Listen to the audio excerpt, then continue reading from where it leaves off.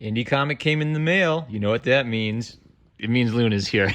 So it means we're going to unbox it and then review it all in one go. Here we go. It's Clayman, issue 1 by Robert Pisco, Chunlin Zhao, Micah Myers, and Jared Bollinger. And it looks like I got a second one taped behind this. I bet it's Otis Meyer. Otis Stein, number 1. Okay, sweet. All right, let's do the review. 3, 2, 1. All right, Clayman issue 1. It's a very straightforward little adventure issue, and let me see. They actually didn't list who did what on the inside credits, so I don't know who to credit for doing what. But anyway, so the art team kind of gives Clayman like this really nice, reminds me a little bit of the 2000s Teen Titans cartoon where there's a little cartoony element, but it's not completely chibified, right? Like you can tell he has like a large head proportionally, kind of to give him that kiddish vibe, but it's not babyish. So I kind of like the balance of that. There's also a neat aspect where I really like Clayman's world. So he's well designed in that he's got a very expressive face. You know how everybody was talking about how they wanted Spider-Man's eyes to move in the movies because in the comics they draw him doing all kinds of expressions with his eyes. That's something that doesn't literally make sense because the eyes on his costume are mirrors, but it makes him more expressive and identifiable on the comic page. And Clay has the expressive eyes and an expressive mouth, so it's a great way of making for an expressive character. The neat thing about his world is it's got like robots and little aliens and furries in it. And I kind of dig that because it gives it a very different tonal feel than a lot of superhero works. I feel like a lot of superhero books, the problem is I just feel like I'm reading a spin-off of the Marvel or DC universe. And Clayman's world is a much more maybe weird, colorful, and fantastical universe. We don't find out too much about Clayman. We just sort of see him kick some butt and throw some quips, and then like the villains make fun of him for failing. So there's like an emphasis on the hero, struggling a little bit at times. So I dig that.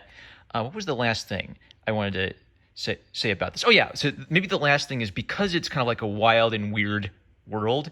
What's neat is it gives the superhero a different vibe. In a semi-serious superhero universe, it's like the superheroes are supposed to be like these mythic, godlike figures almost.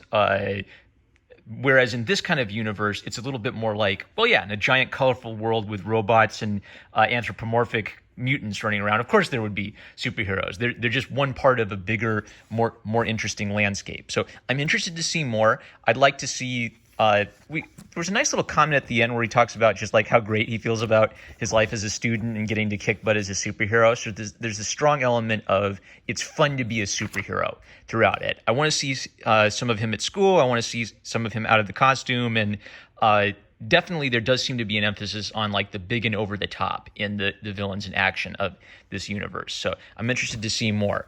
There's also a team up mini story with Demon Hunter Raven. I previously reviewed Demon Hunter Raven, and I said it's one of the most inspiring indie comics I've ever seen because, like a lot of indie comics people, this isn't their job. They just have to bring this passion to life in their spare time. And I really appreciated kind of like maybe the sadness in Demon Hunter Raven's character. This is just a nice little team up issue where just the two of them go kick some butt together, and they throw some quips about. One nice thing this does is that Clayman comes from a more colorful, cartoony universe.